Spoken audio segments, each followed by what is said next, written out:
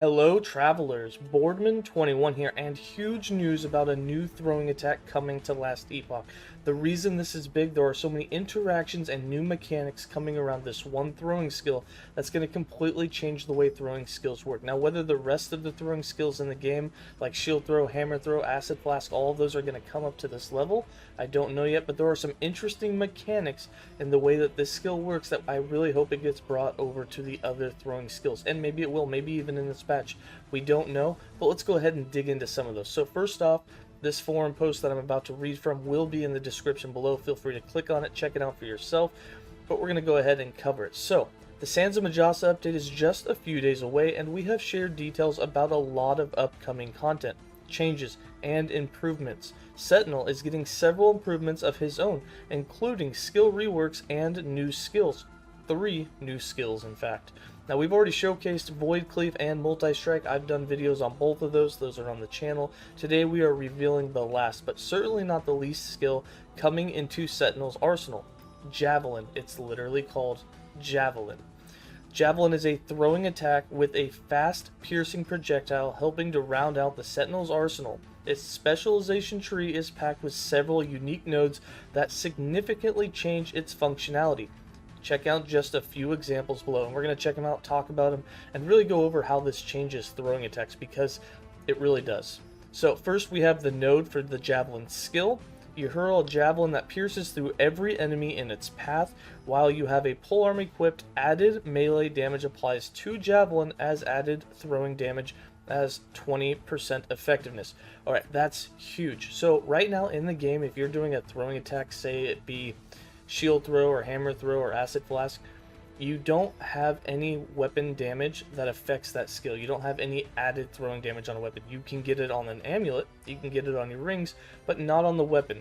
This skill introduces that if you have a polearm on, you're going to be able to get 20% of the melee added damage on that weapon as added throwing damage, which is huge. If you throw on a two-handed polearm and it's got 100 melee damage on it, you're now getting 20 added throwing damage to the skill itself, which is really going to help leveling up.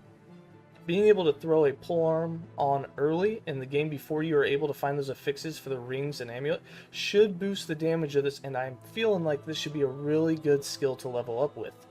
Now you'll see for its scaling tags, we've got physical, throwing attack, strength, and dexterity. Both the strength and the dexterity are both used for increasing the damage by 4%, and that's it. This is a throwing attack that scales with throwing attack damage and throwing attack speed. And in this little GIF that you can see where it's playing, or a little gameplay trailer, you can see it's piercing through all of the enemies. It's being thrown very fast, and honestly, I really like the animation of him throwing it. Now, here's the thing that gets me. You can use this with any weapon. However, if you do not use it with a polearm, and you can see in this clip he's using a one-hand, what to me looks like a mace. It's very small. They don't get that 20% effectiveness, so you're not getting that extra added throwing damage. However, it's obviously still very viable to play with any weapon of your choice, and you can still run it with a shield. We've got some example notes. Let's go over these. Now, the values on these can change, or they're not on there yet, and that's because they're probably still balancing it. The first node that we have is called the Horde Spiker. Javelin hits deal more damage, multiplicative with other modifiers, up to a maximum for each enemy pierced. Now, this is great for clearing out trash mobs, maybe even attacking some rares if you've kited in some trash mobs, but against single target, and that's kind of where we struggle a lot with a lot of our skills.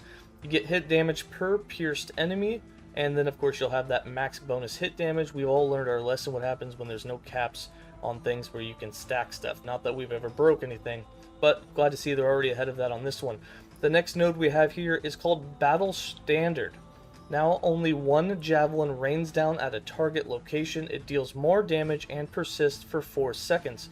It has a battle standard attached, granting you and your nearby allies increased damage and armor per point of your attunement, but javelin now has a cooldown. You can see you have javelin damage is increased, you have increased damage per point of attunement, you have increased armor per point of attunement, and then you'll have a cooldown. Now, some of these nodes are kind of out of order, so we will possibly jump back up here because there's another node that comes before this. But what this really means is it's really cool that it's kind of like Hail of Arrows, I guess, kind of in a way, where it rains down your javelins. but it also buffs you, which is pretty cool. There are a ton of new buffs and ailments coming in this next patch, which is going to give us a lot to play around with. As we scroll down, you can see a trailer of this one where they throw it up and then it comes down, and you have this aura where you can see where you would be inside the range of getting that increased armor and increased damage. As we go down, we have Divine Throws. Javelin's base physical damage and added damage from all sources is converted to lightning. Alright, let's just stop there.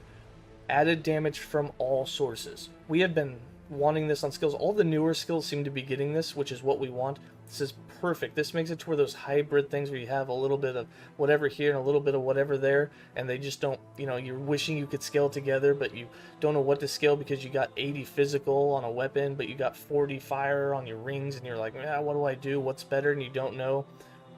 I love this. I hope every skill in the game at some point is converted to where it converts all your added damage into whatever element it is that you want to play with. Consequently, this damage scales with increases to lightning damage, but not increases to physical damage, as you would expect for converting to lightning. Ignite and bleed chance from all sources is converted to electrify, and effects related to bleed or ignite now depend on electrify instead. Now this is really interesting because this is a new ailment. We have Electrify, and down below there's another node that'll tell us what Electrify does. Like I said, some of these nodes seem out of order if you're scrolling from top to bottom. Alright, this next node is Siege Barrage. You now throw Javelin into the air, causing 3 Javelins to rain down at a target location, dealing damage in an area, but it costs more mana. So the mana cost is going to go up, but you get to throw a Javelin up, and now 3 of them will come down. So you can see here, you're getting multiple hits with that Javelin. And like I said, with the node above, it changes it to where you only have 1 coming down, but it gives you that buff in an area. That one will obviously be past this one, so you'll go through this to get there, I would assume. As we scroll down, we have Purifying Lightning. Javelin has a chance to electrify enemies on hit. Electrify is a stacking ailment that deals lightning damage over time and lasts 3 seconds. Cool, you get to have a lightning skill and a lightning damage over time together. Really cool. It's kind of still in the philosophy of what they're trying to do with having some of the ailments be just kind of an added bonus to your normal hit. You're playing hybrid between dots and hit damage. Down the next one, we have Divine Fury. When Javelin hits an enemy, it now splits into additional piercing lightning spears which aim towards enemies close to the target, but Javelin itself can no longer pierce and it costs more mana.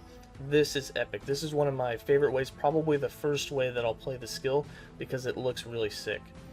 If there are no other enemies nearby the target, only 2 lightning spears will be created, and they'll just shoot off in a random direction.